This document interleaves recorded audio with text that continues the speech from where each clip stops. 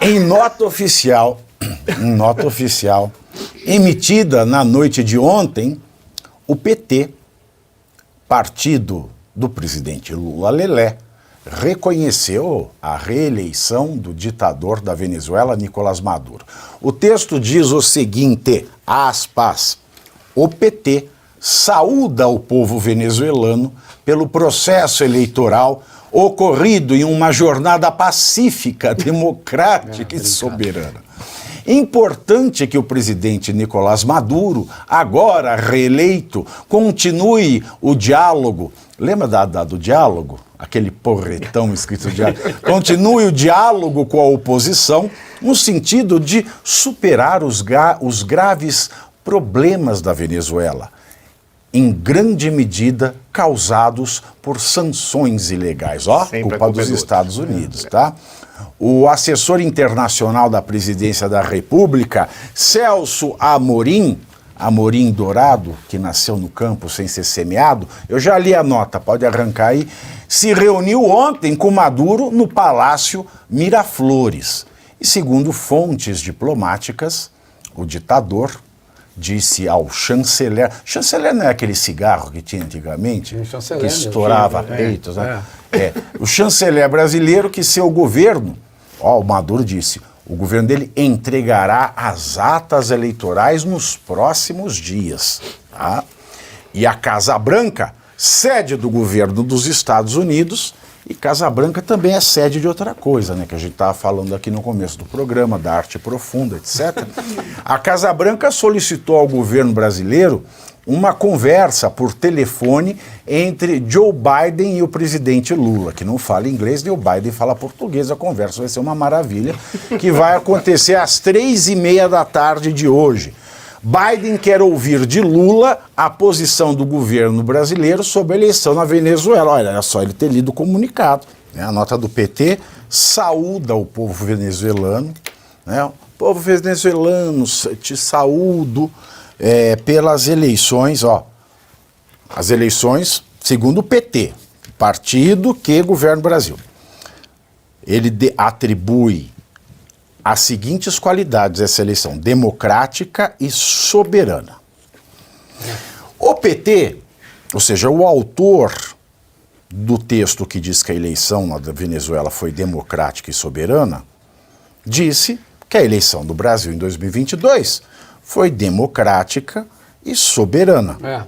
Para bom entendedor, não bastaria para a gente entender que a eleição de 2002 não foi nem democrática nem soberana? É verdade. Pavinato, prazer, uma honra participar aqui com vocês. Essa nota do PT se beira a pornografia, né? Um filme, uma pornô chanchada de mau gosto, né? Dizer que a eleição na Venezuela vem de uma jornada democrática, pacífica, né? É um assinte, né, Pavinato? A eleição foi claramente fraudada, opositores que não puderam ser inscritos para o pleito, né? A Venezuela tem mais de 300 presos políticos lá hoje, né? Inclusive opositores, líderes da oposição estão presos, né? Presos políticos, né? Observadores internacionais que não puderam participar, foram impedidos de participar. Quer dizer, essa nota do PT, ela é um assinte, sabe? A quem tem 2 neurônios. É uma vergonha. E um partido que se diz democrático, né? Quer dizer, se diz democrático. Os líderes se dizem democráticos, estão afiançando, já não é de agora, afiançando já de algum tempo, essa ditadura. Temos que lembrar aqui que o presidente Lula participou ativamente da campanha do Maduro em 2013, né? Recebeu Maduro com honras de Estado, tapete vermelho, estendeu para esse déspota, né? Aqui no Brasil. Deu murro na jornalista que foi questionar. Então, assim, é um assinte essa nota do PT, viu, Pavinato? É um assinte. Agora, o professor Sono, o que o Biden quer conversar com o Lula? Ele vai perguntar o que ele acha do Chaves? Primeiro, meus cumprimentos a ti, ao Davi, que saudade. Muito bom aqui. A Geise, Luiz, a todo esse povo que nos acompanha e essa equipe maravilhosa da Oeste. Olha, primeiro que você falou assim, o que ele vai conversar com o Biden? Porque o Biden não fala português, mas o Lula também não. Parece aquela música dos Raimundos. Sabe aquela música dos Raimundos? Eu conheci a Madonna, eu não sei falar inglês. Não. Não, mas não o quer Lula uma também coisa não mais... fala português ali, vai ser um diálogo maravilhoso. That you say, that you saw. A conversa. I saw you say, that you saw. Mas, Pave, olha só, ele liga, o que ele vai querer? Apenas que o presidente da República ou o governo brasileiro se manifeste exigindo transparência, algo que não é possível na Venezuela, muito menos ainda nessa eleição, talvez menos ainda no perfil psicológico do nosso atual presidente da República. Mesmo porque se ele usar a transparência que o povo quer, ele já não estará mais na presidência da República. Porque haverá elemento suficiente para ele ser empichado, elemento suficiente para ele voltar para Curitiba como um convidado de honra para um hotel 5 estrelas, né, e ficará lá. Então, transparência não pode, é o que o Biden vai pedir para ele. Mas olha como tem uma série de elementos que são curiosos. O PT se manifestou, o Lula não. Isso é uma jogada entre eles. O PT, porque o PT não é o governo, por mais que seja o partido do governo. O Lula fica limpinho nessa história, porque é o PT que está se manifestando. O PT está dizendo que agora converse com a oposição para solucionar os problemas da Venezuela. Mas os problemas da Venezuela dizem que são 3. Um deles é o Maduro, o outro é o bolivarianismo, o outro é o Estado venezuelano, que tomou conta, se sobrepôs à sociedade e não permita que a sociedade enriqueça. Ponto. Ou São a os 3. conversa com a oposição é do estilo brasileiro. Você prende e vai levando para a PF para conversar. Não, lá é pior.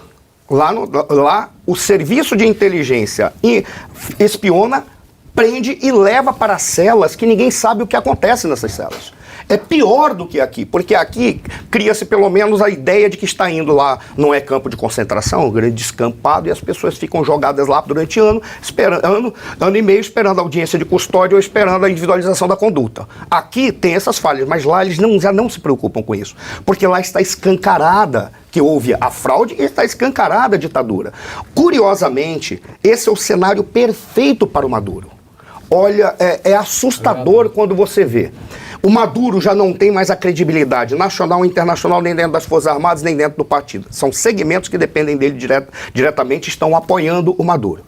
Qual é o problema? Ele toca o horror que ele está tocando, já está rompendo diplomaticamente com um conjunto de países que o questionam, dentre eles um país socialista, que hoje é o Chile, governo socialista, que não tem simpatias pelo modelo bolivariano, porque eles tentam se dizer socialistas limpinhos, eles são europeus, são marxistas mais da gema, então eles pensam a relação de classe, não é a esculhambação, apesar de eles terem usado como nunca a ideia de segregação dentro da sociedade para estimular o processo revolucionário, que é até a tese vigente hoje. Aí ele expulsa todos esses países, rompeu as relações diplomáticas. E ele pode romper por qual razão? Porque embaixada e consulado não é território do outro país. É território do país que recebe. O que tem que garantir é a retirada com segurança. O que não se sabe se isso vai ocorrer. Mas olha, você fala que lá perdeu, descambou, né? No Brasil não pode ter isso que a gente está vendo na Venezuela ao vivo agora. Também não pode. No Brasil não pode ter isso aí. Mas sabe qual é a diferença? Porque lá... Eu vou falar algo que pode me trazer problemas. Então fala, mas é verdade. Vai fazer uma coisa dessa aqui no Brasil. Você sabe o que acontece. A diferença é que lá as Forças Armadas, pelo seu alto comando, o alto comando não tem vergonha na cara nenhuma lá na Venezuela, e as Forças Armadas dependem diretamente do regime. Esse é o grande problema. Aqui, isso ainda fica meio estranho, mas não aconteceu ainda das Forças Armadas dependerem do regime, apesar de haver questionamentos em relação ao comando das Forças Armadas. Quem está falando sou eu, não é o Oeste, não são os militares, é apenas uma interpretação de um país que ainda pode ter intelectuais interpretando a realidade. Mas essa é a diferença. Qual é o problema que isso é o cenário perfeito? Ele expulsa todo mundo, conseguiu colocar, isso é justificativa estratégica. Por que foi 51,2%? Por uma razão simples. Se ele coloca 51,2%, que ele pode mentir o que ele quiser, não coloca 70%, ele diz que o país está dividido, mas a divisão do lado de lá está sendo estimulada com a violência pelo Império Norte-Americano. Eles já estão falando isso. Porque 51,2 é 8 e 8 ao infinito. O problema, só para encerrar, é que isso é o cenário perfeito para ele, porque ele está justificando a utilização de um estado de exceção para combater a oposição nesse momento, que é o que ele vai fazer. O problema é que quando você vê o PT se apresentando dessa forma, o PT já está dizendo, olha, nós estamos do teu lado e vamos deixar o Lula isento disso. Por quê? Porque o Lula é governo, então o governo brasileiro está acompanhando o que o tio Paulo está falando lá nos Estados Unidos. Está lá, vai ficar conversando num idioma que ninguém sabe qual é, apenas para dizer que eles realmente estão questionando ou precisa ter a comprovação. A OEA já está dizendo que não pode atestar a veracidade dessa eleição. Por quê? Porque não tem elementos comprobatórios suficientes. Sabe o que foi que falou o Celso Amorim? Na sua cara de pau, parece que ele tem o mesmo assessor de roupa, me esqueci o nome, estilista, da Janja. Porque ele se preocupa em colocar as coisas que são mais inadequadas. Mas sabe o que ele falou? Veja, não há como comprovar do lado da vitória do Maduro, mas também não tem como comprovar a derrota. E ao mesmo tempo você coloca... Ele é um cara de pau. Você dá uma amenizada na querela do Foro de São Paulo, né? A gente nunca pode esquecer o Foro de São Paulo, que o incômodo do Maduro é esse daí. Ele quer um apoio mais explícito do Lula. É que o Foro de São Paulo, desde que ele conseguiu botar o Boric, botou o Petro e botou no Peru os seus candidatos, desde que ele fez isso, ele começou a refluir.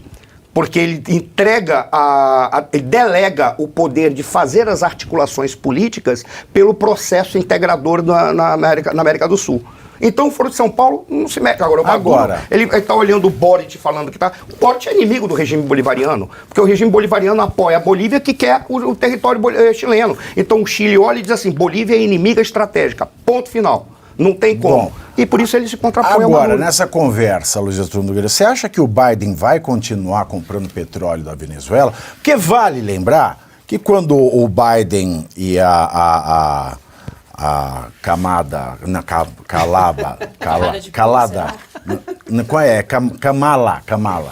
Kamala Harris, eles ascenderam ao poder, eles começaram com esse negócio de energia verde, carro elétrico, coisa e tal, e sonegaram a atenção ao petróleo. Aí tiveram que, vamos dar uma baixadinha na sanção da Venezuela para comprar petróleo. Você acha que o Biden vai continuar comprando petróleo? É uma boa pergunta, Pavinato. Ele gostaria. Por que ele está consultando o Brasil, né? Apesar do Lula ter apequenado o papel do Brasil na política internacional, é fundamental na América Latina saber de que lado o Brasil está. Gostemos ou não do governo Lula, pouco importa. A posição do Brasil ela é fundamental para que o Biden decida o que ele vai fazer. Porque se o Brasil ficar eventualmente contra o resultado da eleição, o Biden obrigatoriamente tem que ficar contra. E ele é obrigado a colocar sanções econômicas contra a Venezuela e, portanto, não pode comprar petróleo. Agora, Pavinato, qual é o grande risco do Maduro nessa história? A gente citou aqui diversos países que já tiveram seus embaixadores retirados. O Brasil, ele é fundamental nisso, porque se o Brasil ficar contra, ou pelo menos duvidar, ou pelo menos questionar o resultado da eleição, o Maduro vai ficar no isolamento de tal forma que esse é o risco de ele não ganhar essa eleição. A sorte do Maduro é que o Brasil não pode questionar. Como é que o Brasil vai pedir auditoria de volta da Venezuela? Moralmente não pode, né? Moral, técnica, circunstancial, legal.